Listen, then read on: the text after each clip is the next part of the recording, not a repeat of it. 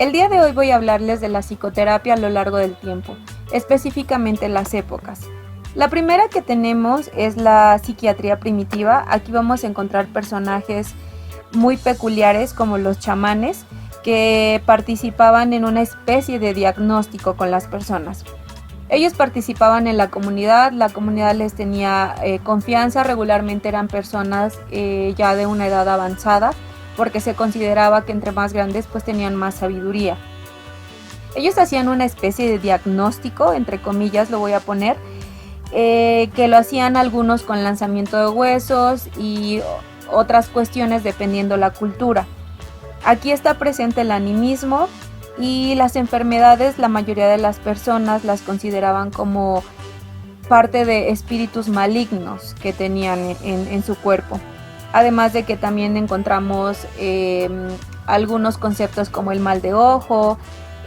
También podemos encontrar que la gente decía que los espíritus los poseían y esto generaba una pérdida del alma.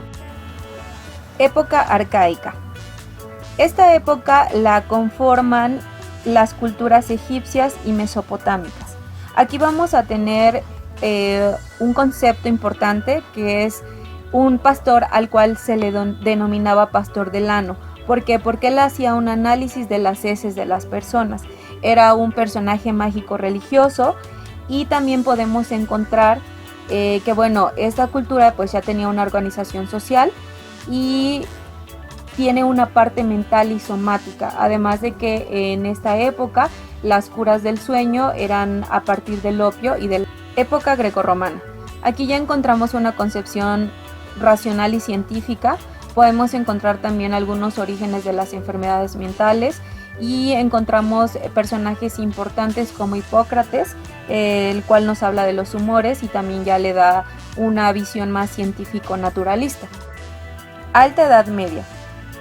Esta época va de la caída del Imperio Romano hasta el año 1000 aproximadamente. Ya hay una concepción teocéntrica y aparecen hospitales, aunque cabe mencionar que estos hospitales no eran psiquiátricos.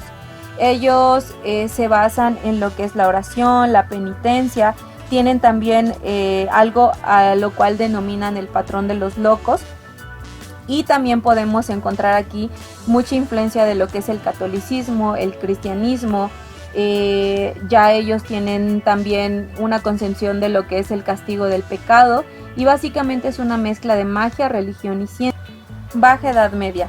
Esta comprende del año 1000 hasta el Renacimiento. Aquí podemos encontrar un retroceso en lo que son las enfermedades mentales.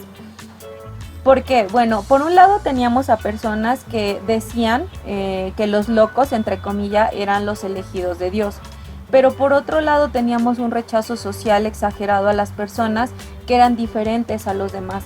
Aquí en algunos lugares surge lo que ellos denominan las naves de los locos, porque consideran que las personas que no estaban bien de sus facultades mentales tenían un demonio dentro.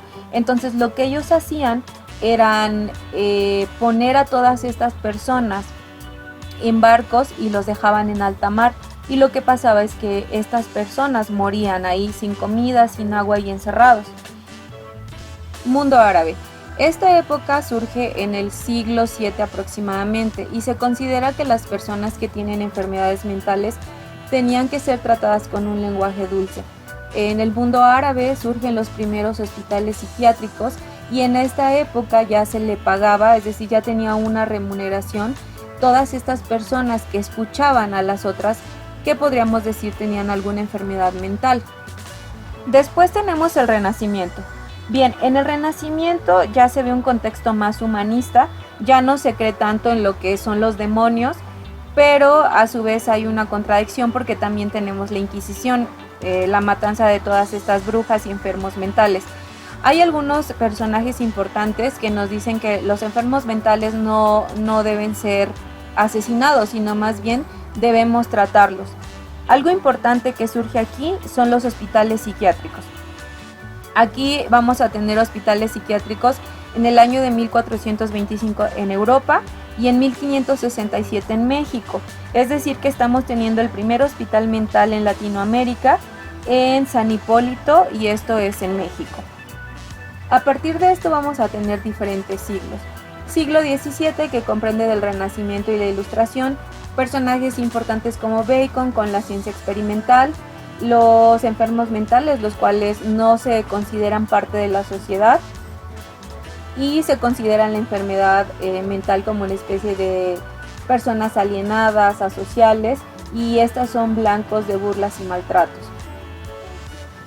Tenemos el siglo XVIII, ahí podemos encontrar toda esta parte de la frenología y cómo diferentes personas podían diagnosticar una enfermedad mental a partir de cómo era tu cráneo, lo cual es totalmente falso.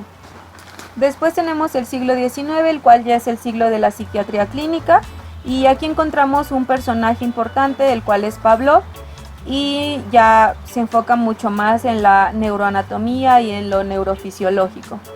En el siglo XX, la primera mitad, ya hablamos de conceptos como esquizofrenia, subconsciente, surgen personajes como Sigmund Freud, que nos habla del inconsciente, y encontramos otro autor, el cual es Jaspers, que nos habla del tratado de la psicopatología. Para la segunda mitad del siglo XX ya tenemos diferentes enfoques, los cuales conocemos actualmente, como lo son el psicoanálisis, el conductismo, cognitivo-conductual, sistémico, entre otros.